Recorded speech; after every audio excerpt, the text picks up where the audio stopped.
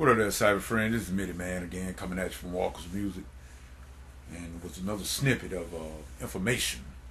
This time is not really a basic keyboard tutorial, even though I was gonna do a little keyboard tutorial, which I will do it, but it won't be right now at this moment in time.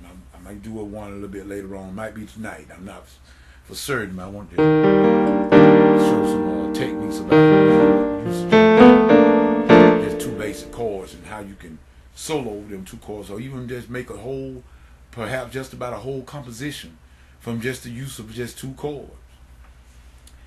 But I wanted to talk about something else. I have been noticing a lot of questions and things about different aspects of the music business and everything. And I don't claim to be an expert by no means. The game is too big for one person. But nevertheless, there are some things that I have picked up along the way. I picked up a lot of great information from various people. Some of them are very well known. Some may not be well known, but then nevertheless, it's not who's well known, but it's who have the information that you need at that time. One of the guys that I'm mainly speaking of is Khalid Glover. Now, I got most of my mixing skills and knowledge mostly from Brother Khalid Glover. Now, I've gotten a little bit from other sources like Joe Gilder and a couple of others. Being online, you can run across various people that into this game, and you can pick up a lot of good information. However, I just want to say there are many avenues in this thing. The game is too big for just one individual. You got a business side to music as well as the creative side. In other words, the business side can get complex as well as the creative side. It can get a lot complex. And my take is, Midiman take is the simplest you can keep something, the better you're gonna be in the long run. If the simplest you can keep it. In other words, don't try to get things too complex. Now, what I want to speak about for just a few minutes, I'm not going to make no whole lot of long thing, because it's just a little mixing tip that I'm going to pass along that I picked up, mainly from my buddy Khalid Glover. The creative side of music, in other words, once you got a good song, first of all, you got to have something good to start with. Now, I hear a lot of people talking about, I can't get my vocals right, or I can't get my drums to sound right, and whatnot. Well, I'm going to tell, and then, they tend to think that, if I can go out and buy X amount of dollars of equipment, and, I must admit, I fell prey to that same thing in the early days. And, but I learned better as time progressed that it wasn't so much as the equipment or the amount of money that you spend on the equipment, but it's knowledge. Knowledge is going to be your main ingredient. Now, because I know people right now that use Pro Tools. I know people that use Sonar.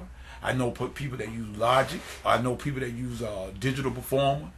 And then I know some people that can use, that have used a simple, free application. Really, that's an audio editor, quote unquote, called Audacity. And I'm quite sure a lot of you know about Audacity.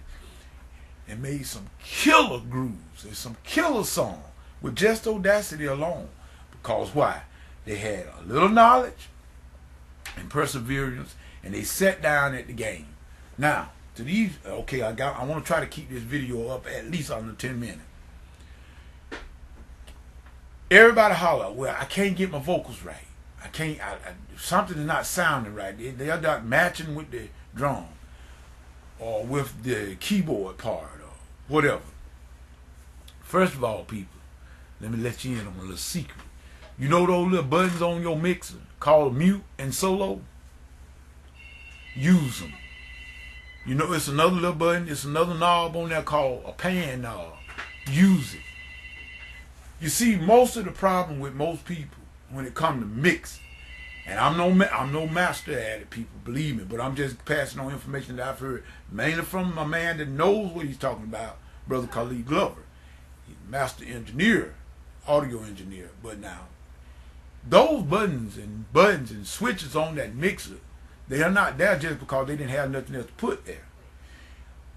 Mute some things, solo some things, see how they sound, isolated by themselves. And then you must go and add that to the mix. That's why they call it a mix, people, because you got many elements that you're trying to balance together to get a good sound. That's why they call it a mix, because you got a mixture. Now, if you talking about your vocals are not sitting right with the drums or the keyboard part, well then, think about, see, you must first of all get some knowledge. You may have the tool, but you don't have the knowledge to use it. Use a little technique where before you start boosting stuff up, try cutting. And then you need to know a little bit of something about the frequencies to cut. If you don't know what mid-range is, study, do some research. If you don't know what the frequency range and the frequency spectrum, you need to do some research about that, learn about it, and learn how you can use your quote-unquote, your particular dial, whether it's Logic or Sonar or whatever, and how to use the EQ to tame those frequencies. Now, I will be the first to admit, I didn't know this at the beginning myself. That's how come I said you must do research and find people that knows this stuff, and then you can get your information from them, and it will up your game. Your vocals lies more in the frequency of the mid-range. Now, let's just say anywhere from 5K, let's just say from 3 to 5K down to 500 megahertz. In that range, all of that from your low mids and high mids, somewhere in that range, your frequency range, that's where your vocals gonna lie, somewhere in that area. Now, also remember that every instrument, no matter if the bass or what, they share some part of that mid-range frequency. Every instrument goes through that mid-range frequency at some point and somewhere. So you got all these, some of us don't understand. We try to go and get all these instruments, got all these elements playing at the same time. It's going to be hard to hear the vocal. We got some people, they want to have them drums slamming. You want to have all them old lead parts going, whining and twanging and carrying on. Well, all of that is taking up the space. You only got so much, people. The frequency. You only got so many of the sound spectrum.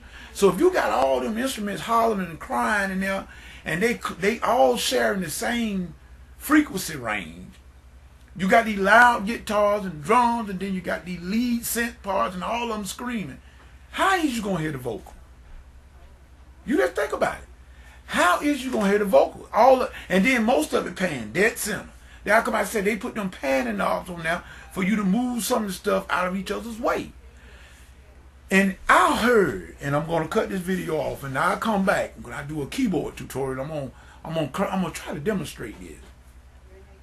But I heard, I forget who said it. I don't know whether it was this the guy was Ray Charles, engineer, Terry, I forget his last name. God, dog, I can't call his last name. But Terry, we lost him not too long ago to a car accident. He went on to glory. But Terry, and I can't think of his last name, but you know who I'm talking about. He once said, I think it was him, he said that you don't need too many elements going at the same time. In other words, we need to get a clue, people. Why have all 10 or 15 instruments playing at the same time? It doesn't make sense. You got a bunch of noise. And if you got a vocal line going, the less is best. Less is always best. Matter of fact, sometimes you can get away with just a bass line and the drum with a vocal. You don't have to have all them screaming lead guitars and all that stuff going on at the same time the vocal going on, because you just cluttering up the mix. So I just throw that out there to say that, and it's just like I said, just something that I picked up. And maybe it'll help somebody. If you're having trouble trying to get your vocal set and everything and get your drums or your keyboard part, maybe you need to see what you got going on in the mix. Use your mute solo button, pan thing, get stuff out of the way, and then see can you bring your, sometimes just by doing that alone will make a tremendous difference in the way your mix will sound. Experiment, do some research, study, do the experiments and see how things work together with each other. That's the only way.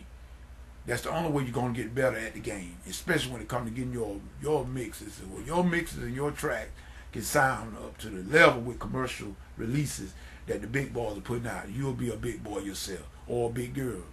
With that being said, it's Midiman saying peace. Goodbye.